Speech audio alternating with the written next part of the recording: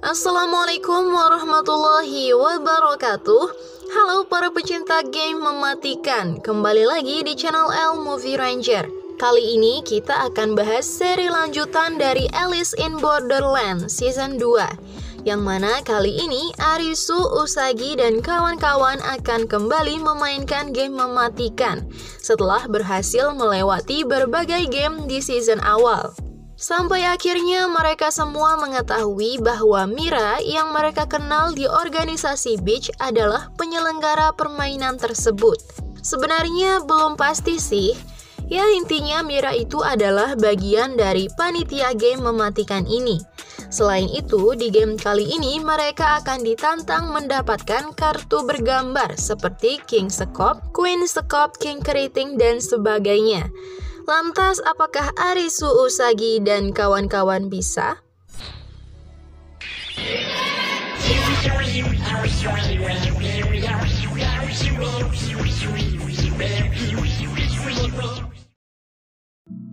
Scene kembali diperlihatkan sebelum Arisu terseret ke dalam game mematikan, di mana ia selalu menghabiskan waktu dengan bermain game tanpa peduli dengan apa yang selalu dikatakan orang tuanya terkait wawancara pekerjaan. Dan disinilah Arisu sekarang menjadi peserta dari sebuah game mematikan setelah beberapa kali lolos di permainan sebelumnya.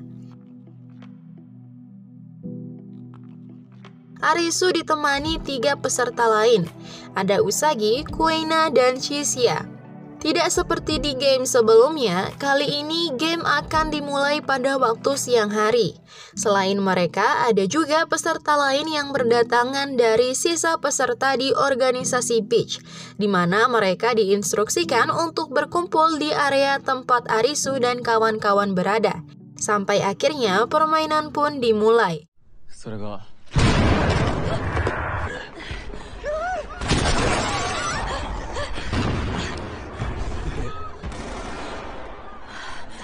こっちに近づいてきてる。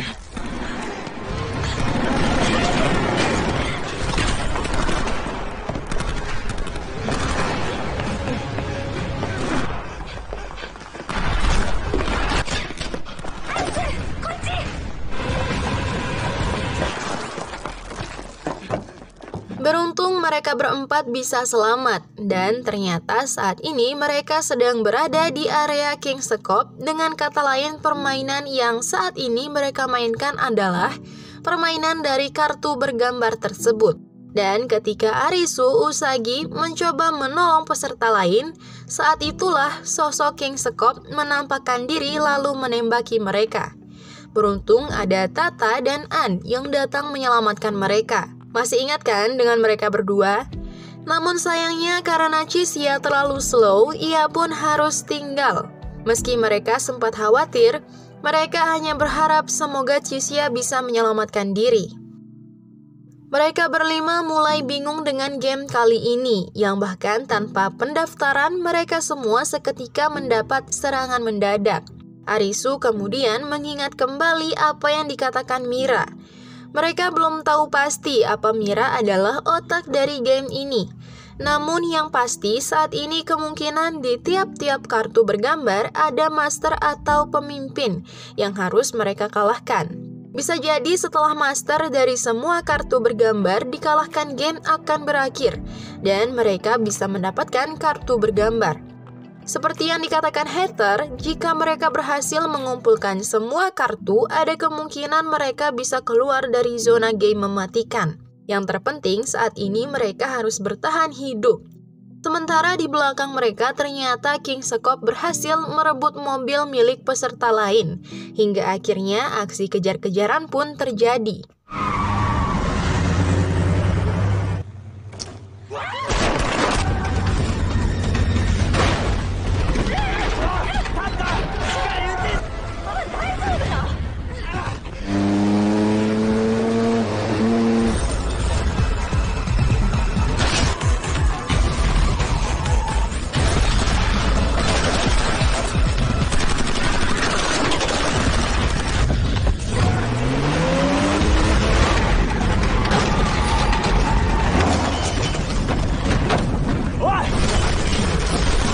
Meski mobil sempat terguling, namun mereka semua bisa selamat. Begitupun dengan King Sekop yang masih belum selesai memburu mereka.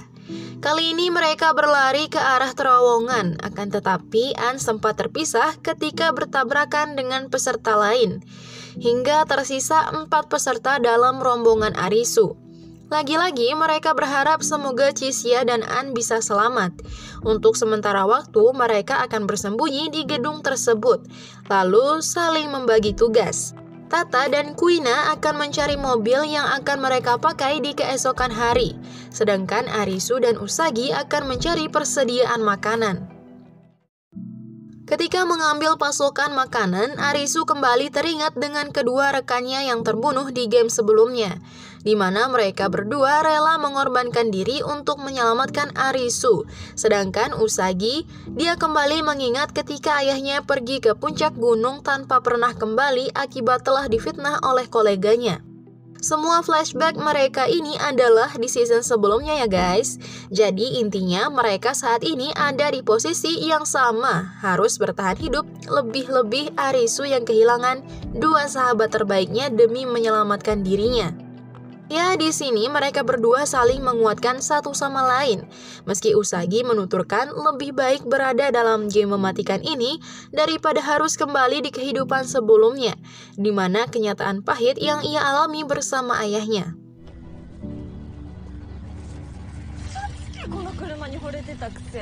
Keesokan harinya, Arisu melihat balon terbang milik Raja Sekop semakin mendekat. Itu tandanya mereka harus segera meninggalkan lokasi, karena Raja Sekop emang sulit untuk dihadapi. Namun kali ini Arisu memiliki rencana agar mereka tidak diburu, yakni bergabung dengan permainan lain, atau mencari titik lokasi area kartu bergambar lain. Salah satunya Arisu akan mengajak mereka ke area King Keriting, di mana kartu keriting yang mereka mainkan sebelumnya adalah permainan kerja tim. Mumpung mereka sekarang sedang menjalin keakraban, rasa-rasanya kerja tim adalah rencana yang terbaik untuk mereka saat ini. Tanpa banyak membuang waktu, mereka pun berangkat ke area King Keriting.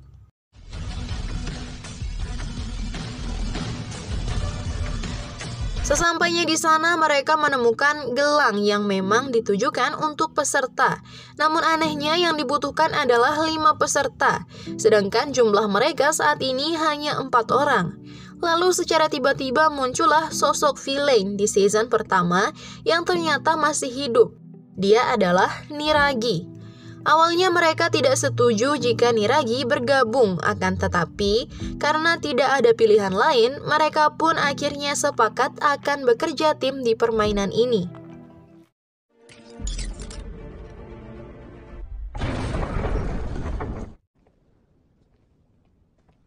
Di dalam arena, mereka langsung disambut oleh King Keriting beserta anak buahnya.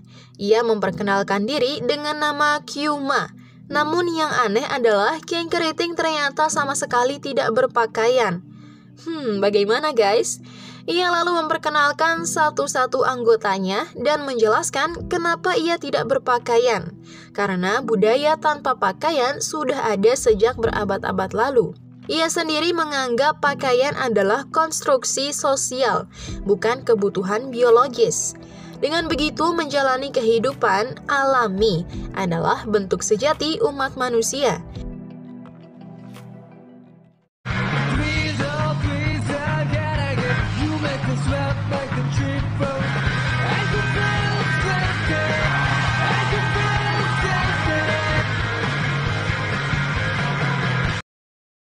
Sebelum permainan dimulai, Kyumi atau si King Keriting menjelaskan pada Arisu dan yang lainnya bahwa permainan kartu bergambar adalah permainan yang paling mematikan, di mana permainan dari Raja Keriting adalah osmosis. Permainan ini adalah perebutan poin lawan dan mempertahankan markas. Setelah peraturan dan sistem permainan dijelaskan serta dengan simulasi yang hanya beberapa saat, semua peserta pun bersiap di markasnya masing-masing. Sebelum meluncurkan serangan, Niragi mengusulkan sebuah strategi yang akan mereka gunakan dalam permainan ini. Tim terbagi menjadi 3, di mana Usagi dan Niragi berkolaborasi sebagai penyerang, sedangkan Arisu dan Kuina sebagai pengumpul poin dari benda-benda yang bisa menambah poin mereka, dan Tata bertugas menjaga markas. Ayo,別に.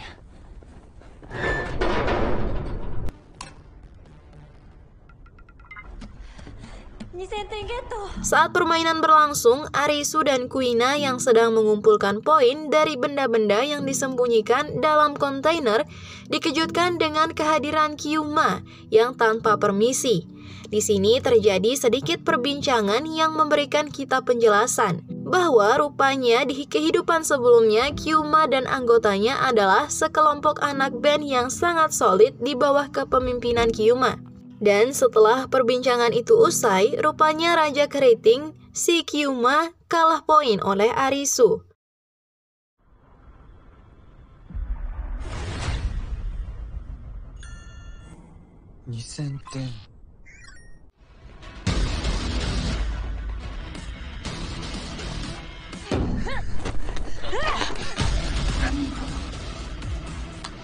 Setelah beberapa waktu berlalu, tim Arisu berhasil merebut poin dari tim Raja Keriting. Kini mereka kembali ke markas untuk mengaktifkan ulang gelang mereka dan kembali meraih poin-poin secara perlahan dari benda-benda yang tersembunyi di dalam kontainer. Akan tetapi mereka tidak menyadari bahwa tim Raja Keriting menyerang markas yang dijaga oleh Tata secara bersamaan. Hal ini dilakukan untuk mendapat poin yang tinggi, meski harus merelakan Shitar menjadi tumbal dalam aksi mereka.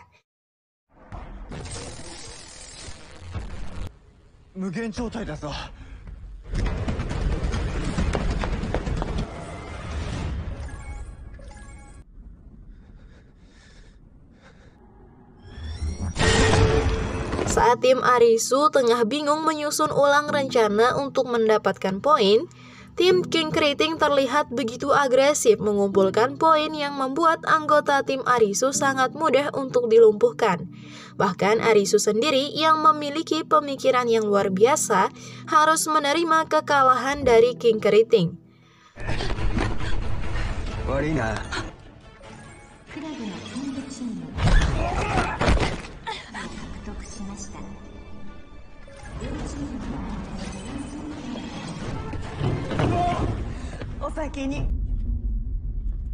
Setelah cukup menggalau berjamaah, kini tim Arisu menggunakan strategi yang cukup dramatis. Mereka menyerang markas Raja Keriting secara bersamaan seperti yang dilakukan oleh Raja Keriting sendiri. Akan tetapi meski sudah bersusah payah dan sudah menggunakan strategi tambahan, tetap saja poin yang mereka dapat tidak mampu menyusul poin Raja Keriting.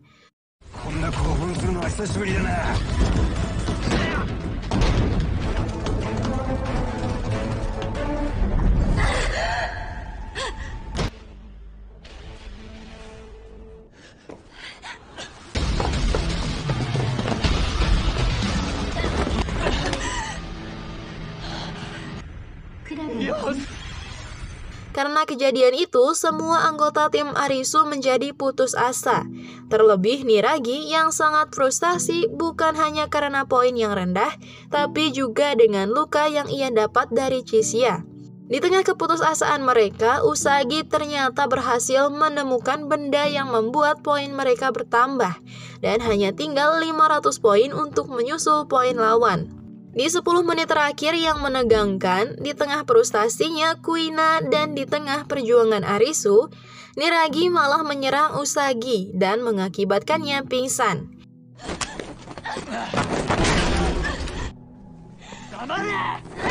Apakah tim Arisu mampu membalikan keadaan dari sisa waktu yang sangat singkat itu?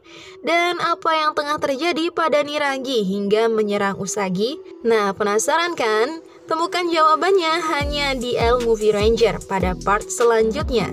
Dan wassalamualaikum warahmatullahi wabarakatuh.